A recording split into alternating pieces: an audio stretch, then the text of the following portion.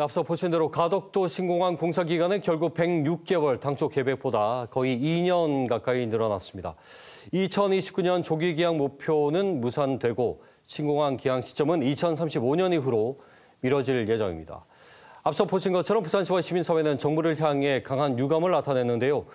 가덕 신공항 공기 연장 문제 짚어봅니다. 신공항 추진 부산시민운동본부의 박재율 대표 저희 스튜디오에 모셨습니다. 예, 어서 오십시오. 네, 안녕하십니까. 자, 일단 공사 기간 106개월.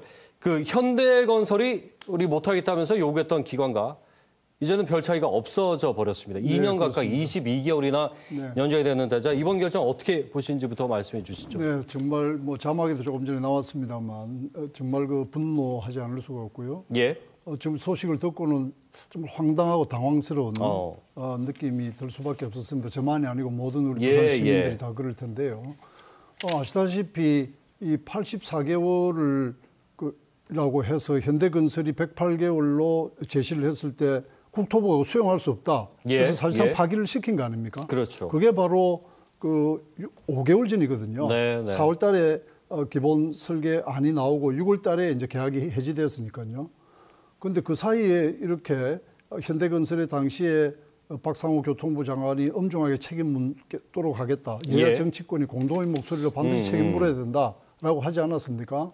그래서 현대건설은 지역사회의 그 들끓는 분노 때문에 백스코, 백스코 30% 이상의 지분을 현대건설이 가지고 있거든요. 그리고 1, 2 백스코를 현대건설이 다 시공을 했어요. 그런데 3 백스코 지금 건설에 그 참여를 하려다가 포기를 했습니다. 들끓는 분노 때문에. 그럼 현대건설이 결과적으로 민간 기업으로서 손해를 본 것 아니에요. 국토부하고 계약이 파기되는 바람에 국토부의 잘못된 판단에. 그러면 지금 현대건설에서는 국토부에 손해배상 청구를 할 수 있는 것 아닙니까? 그 이런 정말로 자가당착적인 결론이 나왔다는 것은 정말 저희들이 그것도 국가 공공기관에서 이런 일이 저질러졌다는 것은 정말 받아들일 수 없고 용납할 수 없는 것이라고 봐야 되겠죠. 자, 일단은 국토부 그 정책 당국자들이 더 잘 알 거고요. 그러면서 가져온 이유가 연약 지반 안정화. 자, 이게 만약 이게 맞다면 하루 이틀 문제가 아니었던 거 아닙니까? 애초부터 그러면 공사 기간을 100개월 이상으로 잡았어야 합리적으로 지금 말이 되는 부분인데, 자, 전문가들도 뭐 이렇다면서 말을 보탰어요. 이 국토부의 얘기에 따르면. 이건 타당하다고 보시는지 어떻게 보십니까? 아니, 그러니까요. 그 84개월을 제시할 때도 153억의 국비를 들여서 1년 8개월 동안 그 용역을 한 것이거든요. 그 용역 결과로 또 60여 차례의 전문가 자문을 받았다고 공식 발표하면서 84개월을 한 거예요. 그런데 지금 또 106개월을 한 5개월 만에 동안에 전문가 자문을 거쳐서 106개월로 한다는 것은 그럼 그때 전문가 84개월 때 60여 차례 자문을 받았던 전문가 그 이번 5개월 동안의 전문가하고는 대한민국의 전문가가 다른 전문가입니까?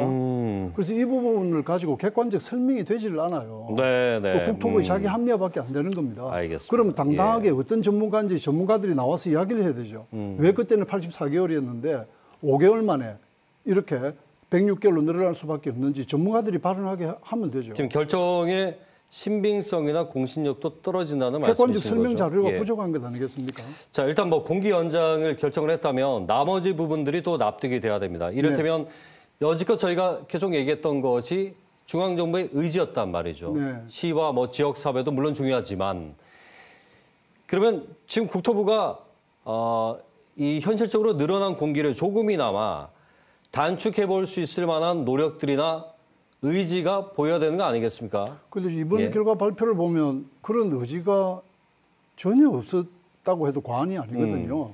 정말 그런 의지가 있었다면 아시다시피 이 엑스포 때문에 집안 치마는 84개월 할 때도 집안 치마로 인해서 그렇게 한다고 했거든요. 엑스포 때문에 공기를 좀 상당히 앞당긴 측면이 있다라고 만약에 그렇게 한다 하더라도 엑스포가 2년 전에 2023년 11월 달에 파리에서 결정이 나서 일단 저희들이 패배했습니다.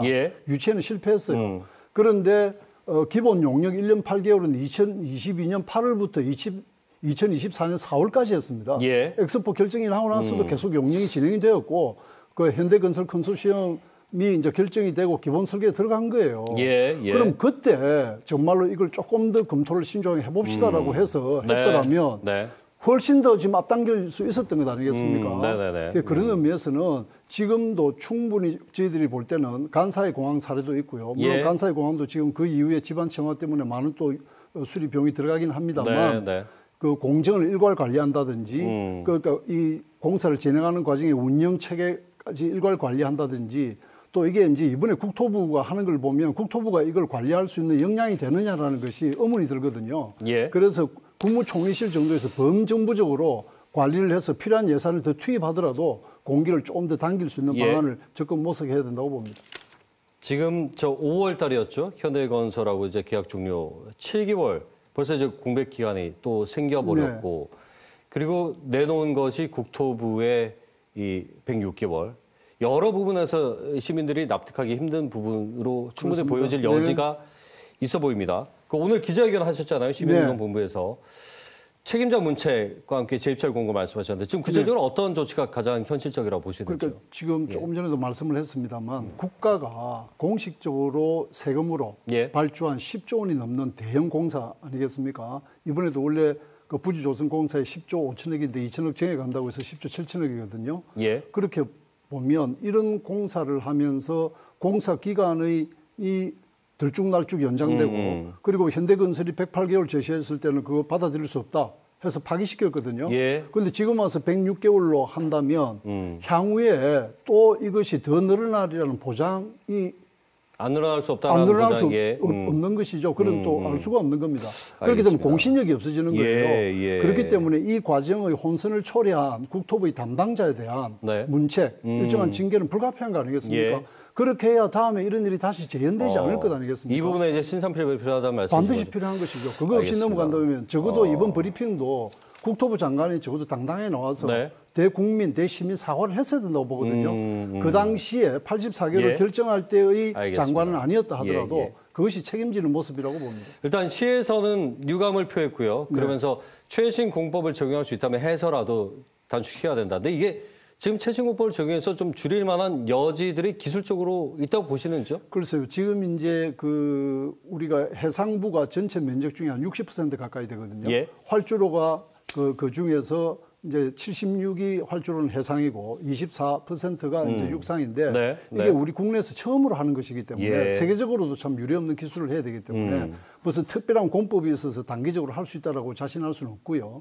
조금 전에도 이야기를 했습니다만 우리 상하이 푸동 공항 사례라든지 몇몇 국제 공항 사례를 보면 건설하면서 운영 체계에 대한 관리도 미리 좀 해서 일괄 관리를 통해서 공기를 줄인 방식이 있습니다. 그리고 자원을 인적 물적 자원을 얼마나 어떻게 투입하느냐에 따라서 달라질 수 있지 않겠습니까? 그런 의미에서 정부의 여지가 드러나는 것이겠죠. 일단 재입찰 공고 앞두고 대우건설 컨소시엄 등이 이제 참여할 거라고 알려지고 있는데 자 일단 이대로 진행을 한다면 진행을 하고 나서 뭐 여러 가지 문제점이 있는 부분들을 좀 잡아갈 수 있을 여지가 있을런지. 아니면 재입찰 공고가 진행되면서 또 다른 뭐 변수들을 우리가 좀 우려를 해야 될지 여기에 대한 얘기를 한번 해보죠. 일단 우선 아까 말씀드렸듯이 이 과정에 혼선을 초래한 책임이 반드시 물어져야 다시 혼선을 재발할 수 있다는 말씀드리고요. 두 번째로는 공기를 조금이라도 단축하려면 늦어도 이번에 12월 달은 돼야 입찰 공고 나가거든요. 그럼 또 바로 수의 계약을 할 수가 없어요. 국가계약법상. 그러면 대우건설 컨소시엄이 한다 하더라도 또 몇 달이 걸립니다. 그러면 또 기본 설계에 들어가거든요. 그래서 이미 현대건설에서 한 기본 설계 아니었기 때문에 당시에 제시한 108개월과 이번에 106개월이 별 차이가 없지 않습니까? 그래서 기본 설계를 처음부터 완전히 하지 말고 기존에 한 기본 설계안을 충분히 참조한다면 조금이라도 6개월, 1년이라도 앞당길 수 있다. 이런 노력을 해야 된다고 봅니다.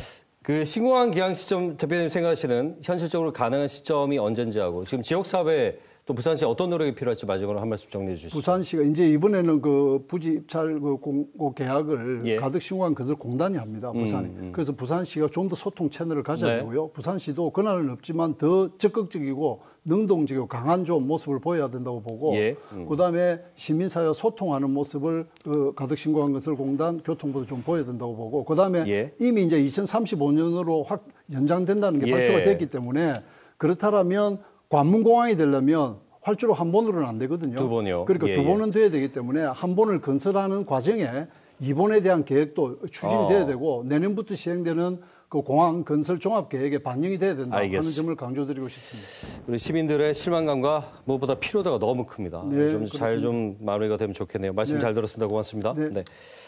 박지월 대표와 함께 얘기 나눠봤습니다.